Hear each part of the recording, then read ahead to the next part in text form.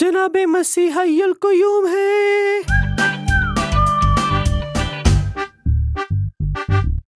Hello دوستو، میرا نام ڈگلس ہے اور عید الفصح کی آمد ہے، لہٰذا اس کا مطلب ہے کہ عید الفصح کی تیاریاں عروج پر ہیں۔ لوگ رنگے ہوئے انڈے اکٹھے کرتے ہیں اور مختلف ٹافیاں بھی ہوتی ہیں، اور لوگ عید الفصح پر عبادت گاہ میں اچھے ملبوسات پہن کر آتے ہیں، اور یہ سب اچھی چیزیں ہیں، لیکن میں اس بات کو یقینی بنانا چاہتا ہوں کہ آپ عید الفصح کے حقیقی معنی کو سمجھیں کہ مسیحی ہونے کے ناطے ہم جشن مناتے ہیں کہ جناب مسیح خدا تعالیٰ کے ازلی محبوب ہمارے گناہوں سے نجات دینے کے لیے زمین پر تشریف لائے۔ وہ ہماری مذمت کرنے کے لیے دنیا میں نہیں آئے، لیکن ہمیں بچانے کے لیے، اور انہوں نے ایک کامل زندگی گزار کر اور پھر ہمارے گناہوں کے لیے مصلوب ہو کر ہمارے گناہوں کی سزا ادا کر کے ایسا کیا تاکہ ہم آسمان میں خدا کے ساتھ ابد تک رہ سکیں، اور روح القدس ہمارے اندر آ سکے اور زندہ رہ سکے۔ اور اگر جناب مسیح نے صرف ہمارے لیے وفات پانا تھی تو وہ ایک ایسے آدمی ہوتے جن کی پیروی کرنا بھی ایک بڑی بات ہوتی، لیکن جناب مسیح صرف ایک عام آدمی نہیں ہے۔ جناب مسیح خدا تعالیٰ کے ازلی محبوب ہیں، جناب مسیح مولا کائنات ہیں، اور یہ انہوں نے ثابت 3 دن بعد مردوں میں سے جی اٹھ کے کیا جب ہم عید فصح مناتے ہیں۔ جناب مسیح کا ہمارے گناہوں کے لیے مصلوب ہونا لیکن پھر مردوں میں سے جی اٹھنا، آپ کے لیے انجیل شریف بمطابق حضرت متی کا یہ اقتباس پڑھنا چاہتا ہوں،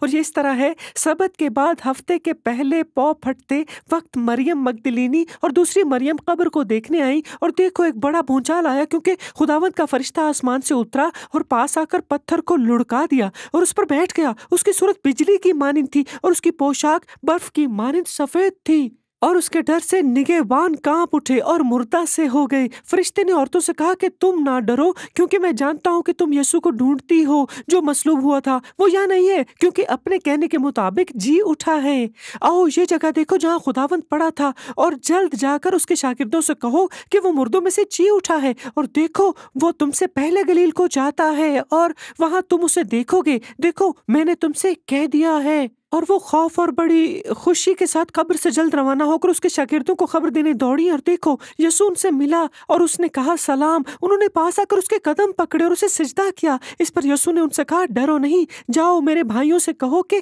گلیل کو چلے جائیں، وہاں مجھے دیکھیں گے۔ عید الفصح پر ہم صرف یہ جشن نہیں مناتے کہ جناب مسیح ہمارے لیے مصلوب ہوئے،